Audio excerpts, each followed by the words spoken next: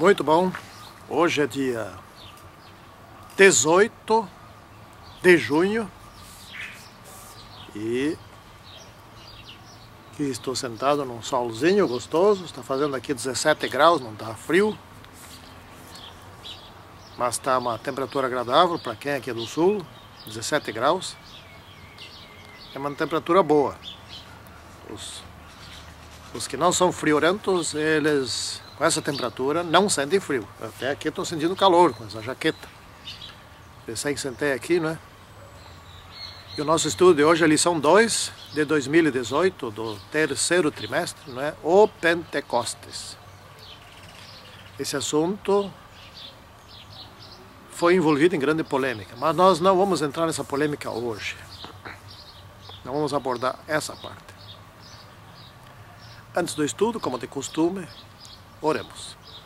Santíssimo e poderoso Deus, fica conosco nesse estudo, nessa revisão, e que nós possamos também, bem logo, ter grande provisão do Espírito Santo para concluirmos de uma vez o trabalho aqui na Terra.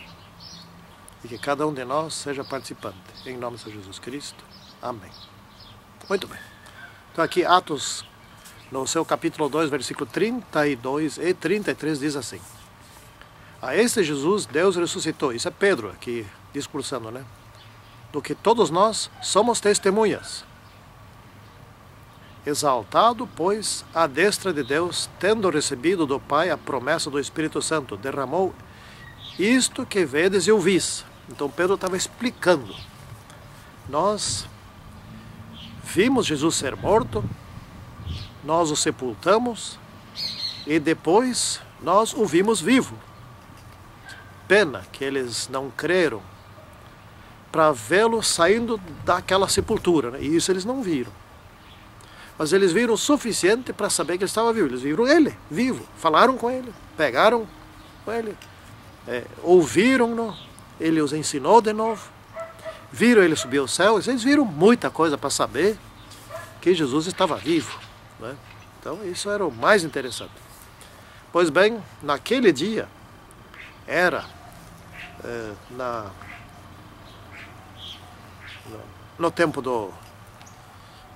dos sacrifícios, né?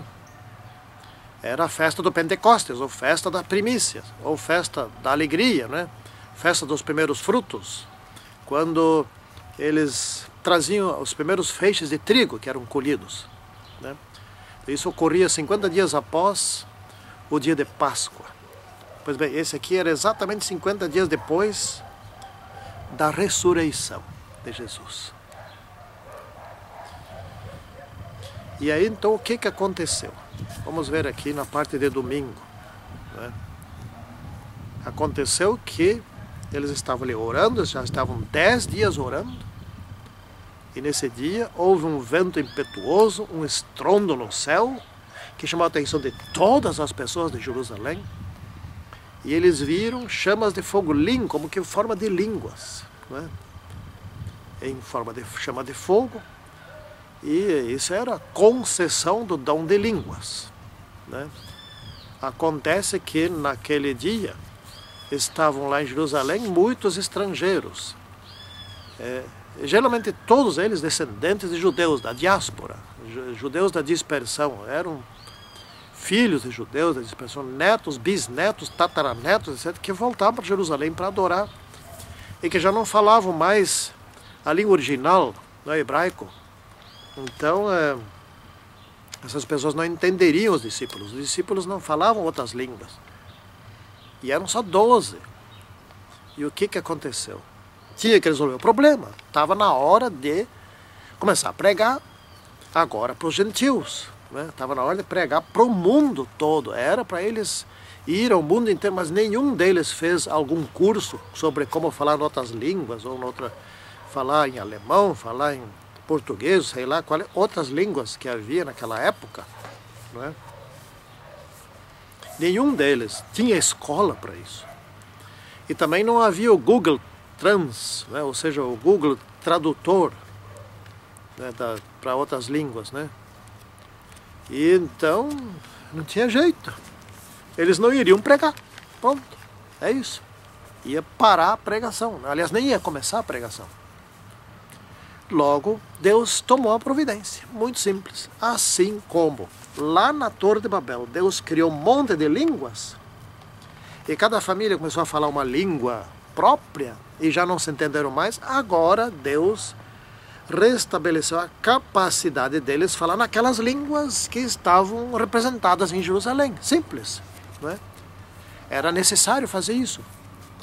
Então, o dom de línguas tinha por função eles se comunicarem com as pessoas que estavam em Jerusalém e que foram atraídas para aquele lugar por meio daquele som, por meio daquele vento e por meio daquelas línguas em forma de fogo.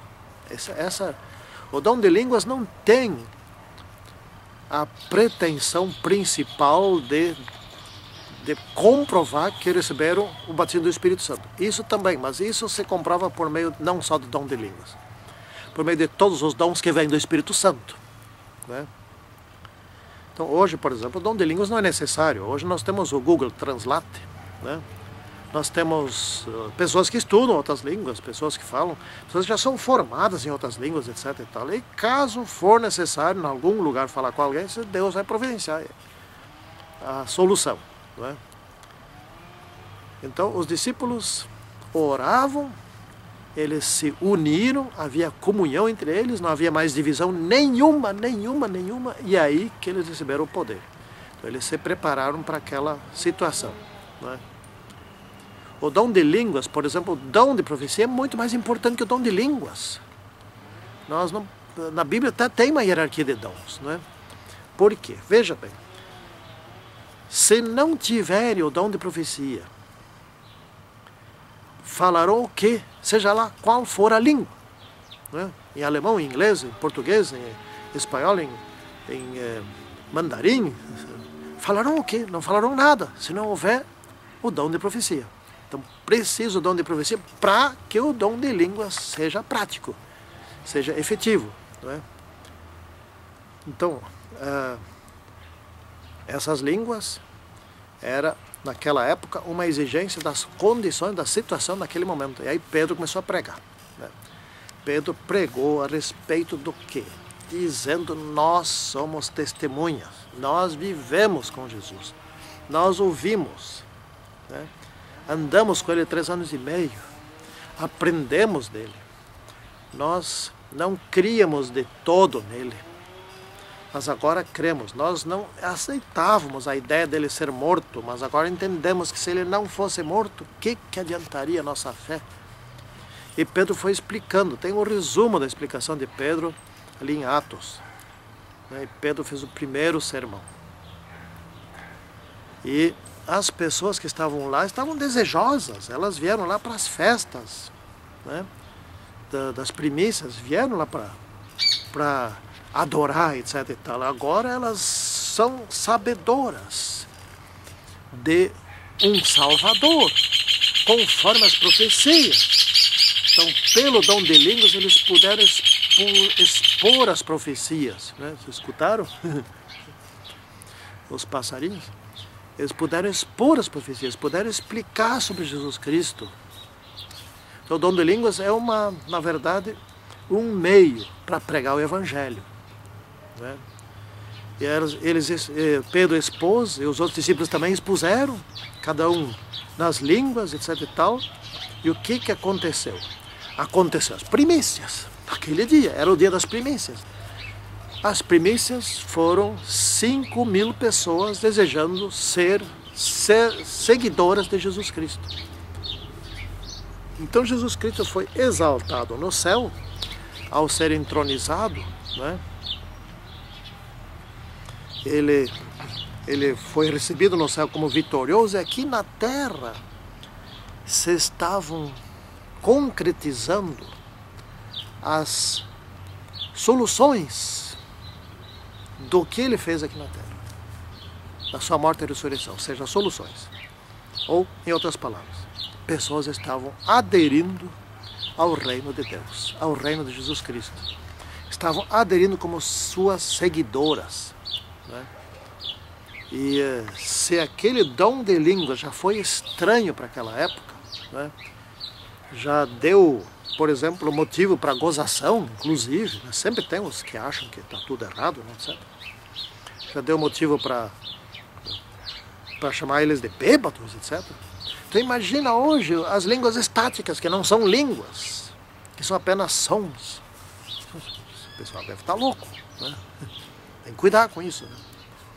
Mas Jesus sendo exaltado ali, aquilo que ele estava sendo homenageado no céu repercutia aqui na terra em forma de frutos. Exatamente esse era o plano, né? Exatamente esse era o plano. Então o sermão de Pedro, Pedro se tornou aqui o quê?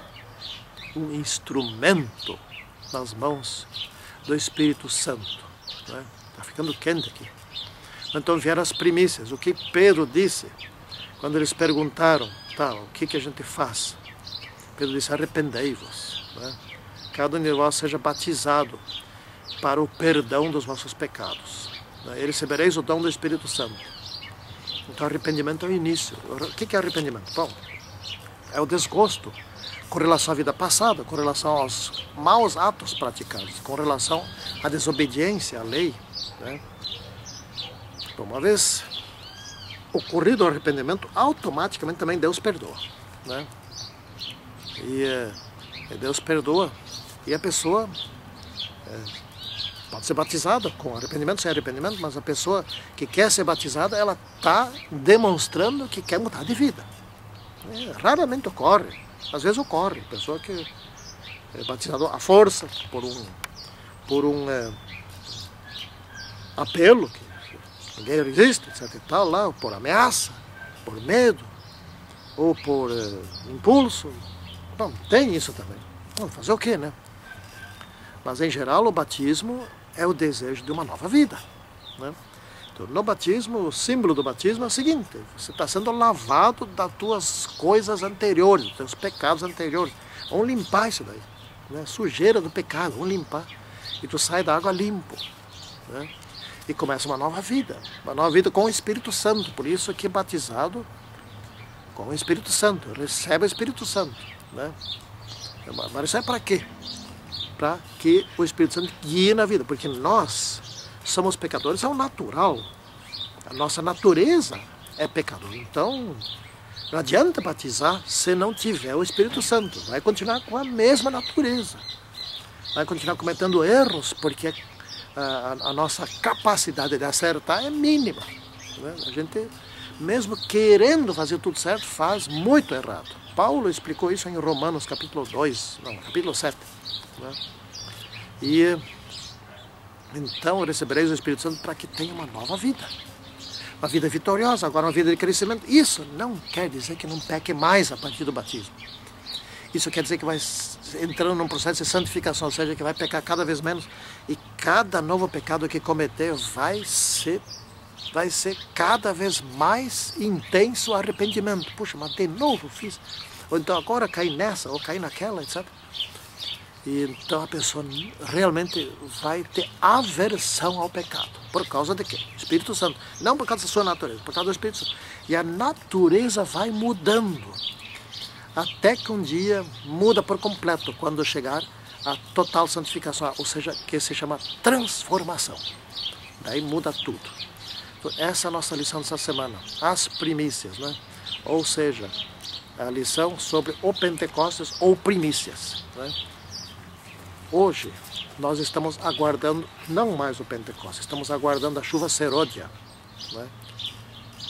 Quando vier a chuva serôdia, então não serão mais as primícias, serão as últimas colheitas. São os últimos batismos, os últimos conversos. E daí termina a obra. Naquela época, com o Pentecostes, começou a obra em grande poder. Hoje, de novo, em grande poder, terminará a obra. Os últimos se converterão. E quando o último se converter e não tiver mais ninguém disposto a se converter, então Jesus, pronto, agora, Jesus disse, pronto, está feito. Fizeram, completaram o trabalho deles lá, com o poder do Espírito Santo. Está feito. Agora não precisa mais intercessão, não precisa mais pregação, não precisa mais Bíblia, não precisa mais oração, não precisa mais nada lá. Ninguém mais quer se converter. Então eu vou fechar a porta da graça. E aí fechou a porta da graça, começam as pragas. E um tempo depois Jesus volta e leva todos aqueles que se converteram. Assim que é a história. Que isto aconteça com todos nós. Em nome do Senhor Jesus Cristo. Amém.